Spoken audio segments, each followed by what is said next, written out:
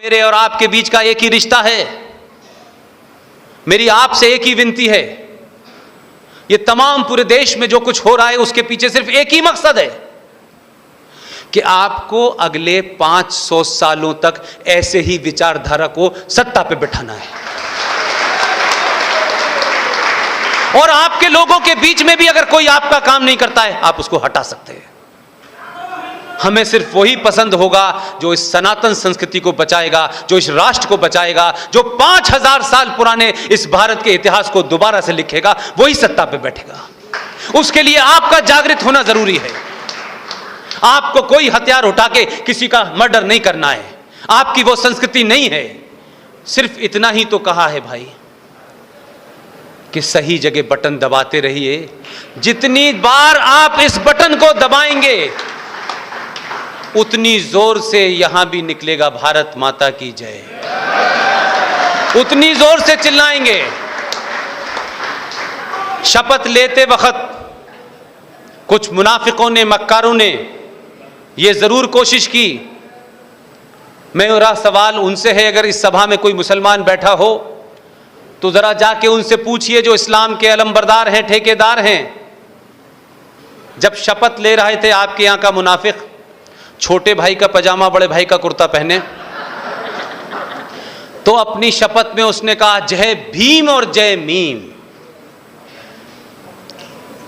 इस्लाम में किसी शख्स के बारे में जयकार करना हराम है। पूछना उससे। हिंदुओं की बड़ी फैमिली को छोटा करने के लिए, हिंदुओं को बांटने के लिए, दलित के नाम पे सिर्फ उनका एक इस्तेमाल करने के लिए जय भीम का नारा तो लगाया है। अगर मर्द हो तो किसी मस्जिद में खड़े होकर कहना जय भीम, मुसलमान तुम्हारे टुकड़े कर देंगे। और जिन्होंने कुरान मजीद नहीं पढ़ा है वो भी ध्यान से पढ़ें। इस्लाम के नाम पे दुनिया में सबसे ज्यादा फ्रॉड हिंदुस्तान, पाकिस्तान और बांग्लादेश में हो रहा है। मुल्क बना तो उनके पास कैपिटल नहीं थी, पड़ोसियों के पास। कराची में पहला अधिवेशन किया, लेकिन जब कैपिटल बनाई तो नाम रखा इस्लामाबाद। मैंने 12 साल में इस्लाम को बहुत ढूंढा, मिला नहीं। सड़कों के नाम रखे हैं कलमा चौक, लेकिन कोई कलमा नहीं पढ़ रहा है, ना पहला पढ़ना ना आखिरी पढ़ रहा। और अजीब अजीब किस्म के नरेटिव हैं।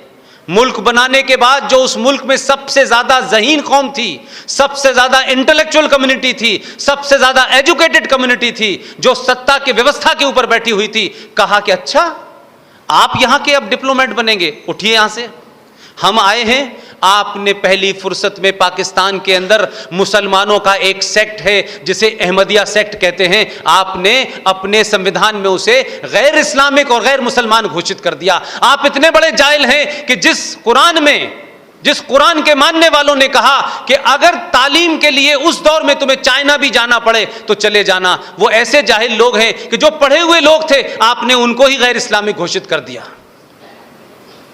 बड़ी मुश्किल से उस मुल्क ने यूरोप के एक आदमी के साथ मिलकर के फिजिक्स में एक नोबेल प्राइज ज्वाइंट जीता था। उस शख्स का नाम था अब्दुल सलाम। लेकिन सोचिए कि इस बात से कि उसकी जात क्या है, वो बेचारा अहमदिया निकला। मुल्क में इतना टॉर्चर किया गया कि उसे मुल्क छोड़ने पे मजबूर होना पड़ा, और काशी मुल्क में जाके एक आम आदमी की मौत वो मर गया। ये वो अजीब मुल्क है जिसने इस्लाम के नाम पे मुल्क बनाया था। आप बार बार ये कहते हैं अगर मेरी आवाज मुसलमानों तक पहुंचे और ना पहुंचे तो आप पहुंचा दीजिएगा। आप बार बार ये कहते हैं रब्बुल आलमीन, हम भी उसमें विश्वास रखते हैं। यह बात अलग है कि उसको सिर्फ हम अपनी जबान में कहते हैं कि इस संसार को, इस ब्रह्मांड को कोई एक चला रहा है, वो ईश्वर है, वो कोई अदर शक्ति है।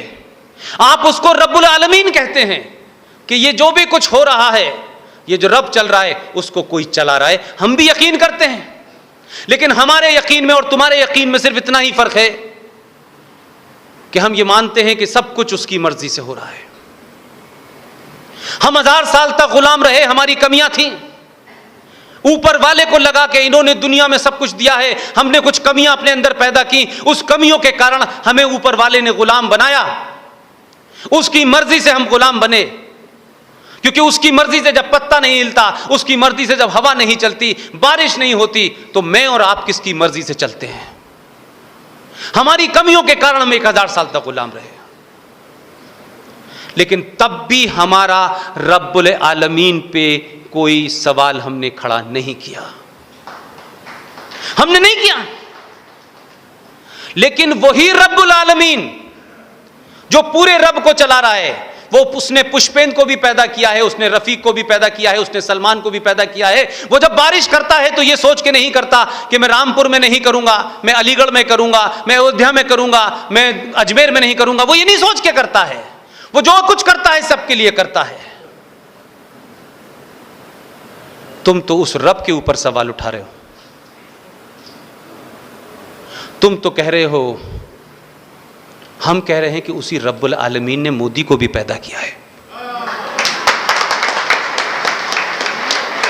और ये कंट्राडिक्शन नहीं है, वो रब की मर्जी से आया है, मैं और आप भी आए हैं, मेरी भी भूमिका है, आपकी भी भूमिका है।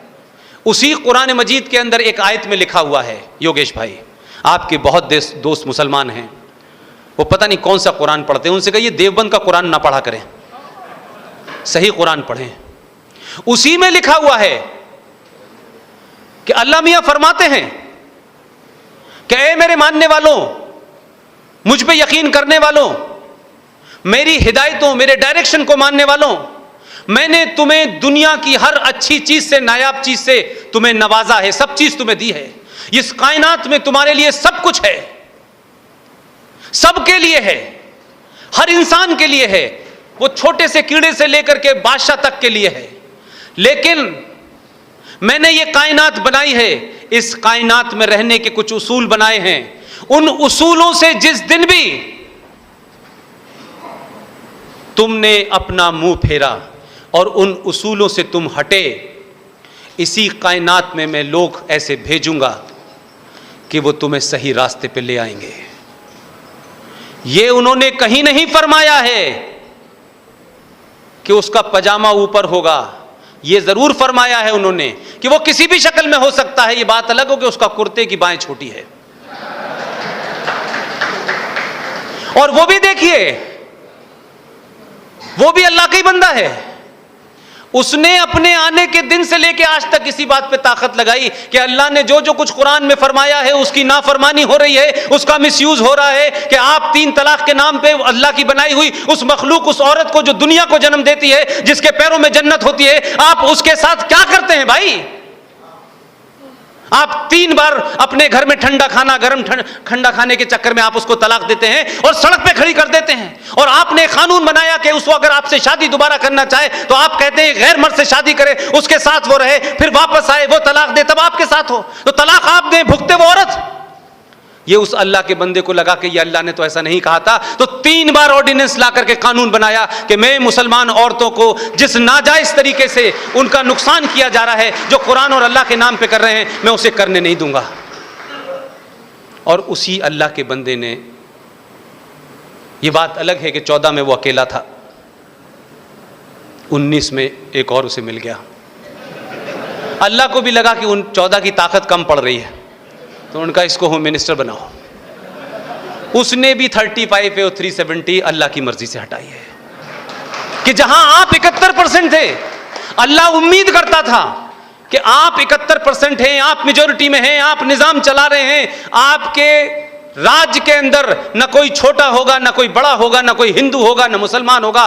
लेकिन ए इस्लाम के मानने वाले मक्कार मुसलमानों, जम्मू कश्मीर के जिहादियों, तुमने उस संविधान का सहारा लेकर के अपनी मेजॉरिटी का दम भरते हुए, तुमने वो लोग जिन्होंने दुनिया को क्या क्या दिया है, सिर्फ अगर कोई रिटन हिस्ट्री मिलती है जिसको डिजिटलाइज भी किया गया है, तो कश्यप ऋषि की संतानों में जो कश्यप की जो पूरा इतिहास है, वो सिर्फ कश्मीर के लोगों का रिटन डॉक्यूमेंट है। तुमने उनको मारा है जो पूरी दुनिया में ज्ञान की रोशनी भेज रहे थे। तुमने मारा ही नहीं है, तुमने ऐसे ऐसे कृत्य किए हैं जिसके कारण मोदी के साथ अमित शाह को भेजना पड़ा और ये नाजायज दोनों को हटाना पड़ा।